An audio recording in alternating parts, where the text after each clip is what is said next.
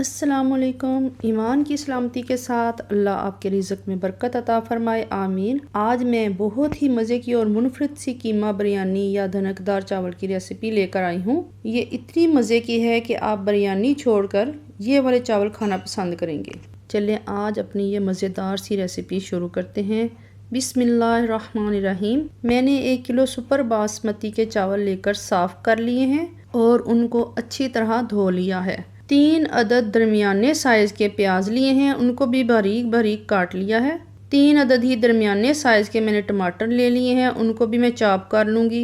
2 बड़े चम्मच लहसुन का पेस्ट लिया है जो कि मैंने फ्रीज़ किया हुआ था, और 2 ही बड़े चम्मच कुटा हुआ अदरक लिया है।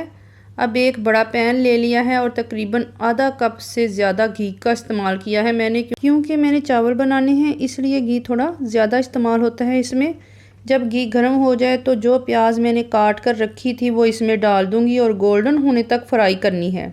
प्याज गोल्डन होगी तो चावलों में टेस्ट भी ज़्यादा अच्छा आएगा और कलर भी बहुत प्यारा आता है। फक्तन फक्तन मैं चम्मच चलाती जाऊंगी ताकि ये अच्छी तरह गोल्डन ब्राउन हो जाए। प्याज जब इस तरह की गोल्डन ब्राउन हो जाए तो मैं इसमें कीमा शामिल कर दूंगी जो कि 1.5 पाव यानी 350 ग्राम के करीब है। पहले इसको 4 से 5 मिनट तक इसमें भून लूंगी। अब 5 मिनट हो चुके हैं। मैं अब इसमें टमाटर शामिल कर दूंगी, फिर लहसुन का पेस्ट जो बनाया और अदरक का पेस्ट भी शामिल कर दूंगी। अब इसको मैं मिक्स करके बाकी मसाले भी शामिल कर दूंगी। सबसे पहले मैंने आधी चाय की चम्मच कश्मीरी मिर्च शामिल की है, 1 चाय की चम्मच नमक, आप अपने जायके के मुताबिक कम या ज़्यादा कर सकते हैं। 1 चाय की चम्मच ही सुरख मिर्च पाउडर शामिल किया है और 1 चाय की चम्मच ही धनिया पाउडर मैंने लिया है। आधी चाय की चम्मच हल्दी है, आधी चाय की चम्मच कुटी हुई सुर्ख मिर्च है और आधी चाय की चम्मच ही गरम मसाला इस्तेमाल किया है। 1 चाय की चम्मच सफ़ेद ज़ीरा ले लिया है, वो भी इसमें डालकर अच्छी तरह मैं मिक्स कर लूँगी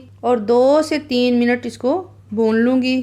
फिर 1 कप पानी डालकर 10 मिनट तक के लिए ढककर हल्की आंच पर पकने के लिए रख दूँगी ताकि कीमा और मसाला अच्छी तरह पक जाए।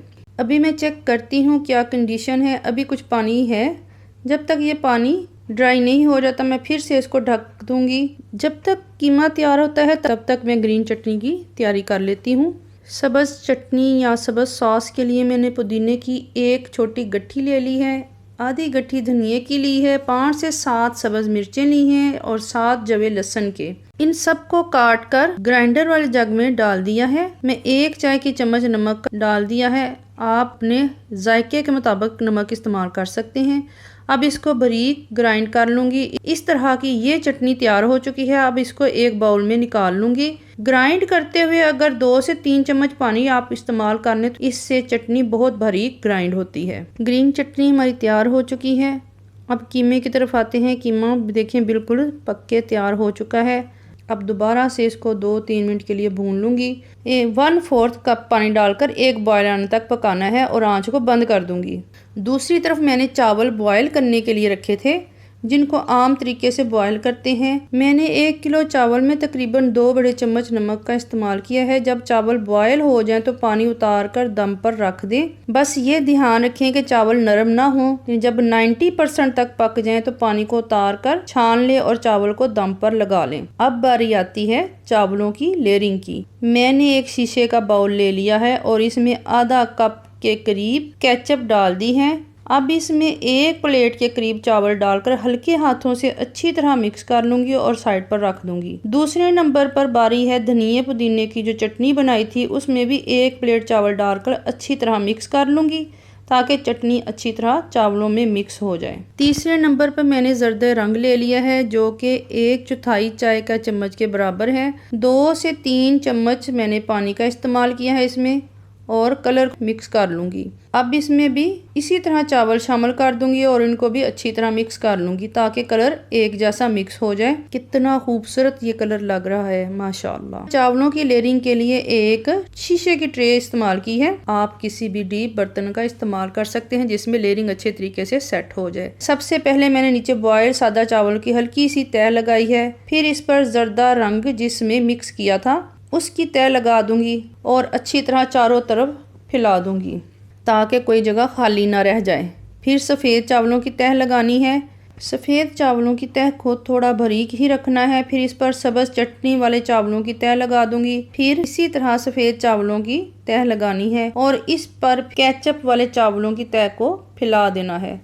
इसके बाद फिर से पतली तह सफ़ेद चावलों की लगानी है। सबसे आखिर में हम कीमे की तह लगाएंगे। कीमे की तह लगाने के बाद अच्छी तरह इसको फैला देंगे और उसके ऊपर गार्निशिंग करेंगे हम सब्ज़ धनिए और सब्ज़ मिर्च की बारीक काट कर। कितनी खूबसूरत सी लुक आई है, बहुत ही मज़े की और बहुत ही ज़बरदस्त सी खुशबू आ रही है। कलरफुल भी है और जायके से भरपूर भी है। आप अपनी मर्जी के मुताबिक जिस तरह मर्जी लेयरिंग कर सकते हैं, जोन सी तह चाहें आप लगा सकते हैं। मैंने अपने हिसाब से इस तरह सेट की हैं, इसलिए मैंने इस तरह लगाई हैं।